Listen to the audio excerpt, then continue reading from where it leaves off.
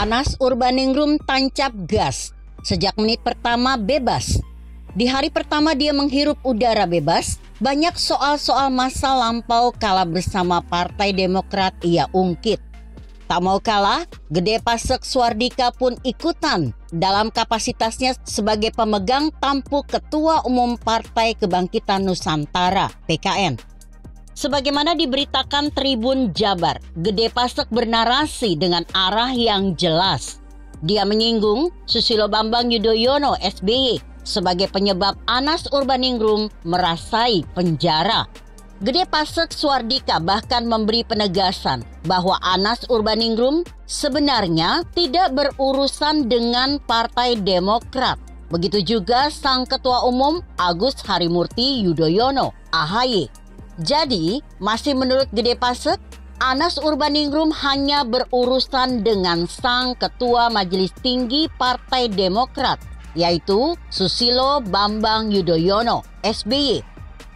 Pasek menyebut rangkaian 3 peristiwa yang saling terkait, yaitu pidato SBY di Jeddah, disusul ke sprindik KPK yang bocor ke istana, dan berlanjut penonaktifan Anas. Mengapa pidato SBY di Jeddah dianggap legendaris? Mengapa pidato itu dianggap spesial oleh Anas? Memangnya Susilo Bambang Yudhoyono yang menjabat sebagai presiden berpidato apa?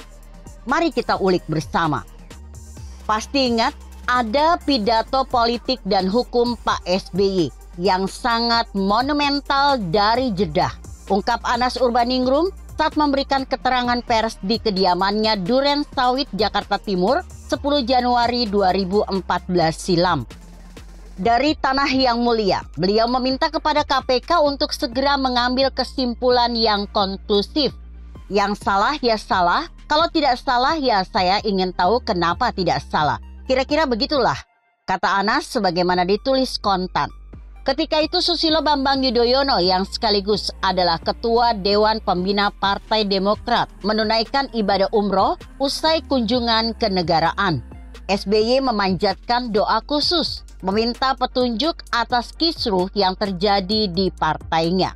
SBY memohon petunjuk Allah agar dituntun dalam mengambil keputusan yang baik untuk Partai Demokrat. Nanti tentu benar-benar rasional. Semua itu bisa terlaksana setelah mendapat ridho dari Allah, kata Yudhoyono di Jeddah, Senin 4 Januari 2013 silam. Selanjutnya, inilah yang terjadi. Presiden juga meminta Komisi Pemberantasan Korupsi agar segera menyelesaikan kasus korupsi secara konklusif.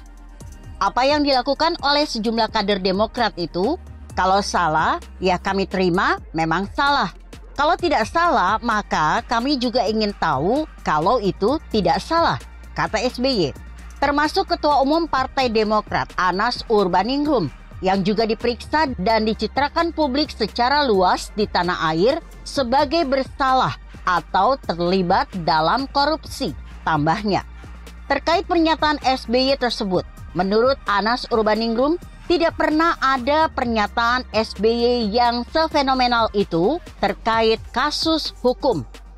Yang saya tahu, belum pernah Pak SBY bikin statement hal yang sama kepada kasus-kasus yang lain.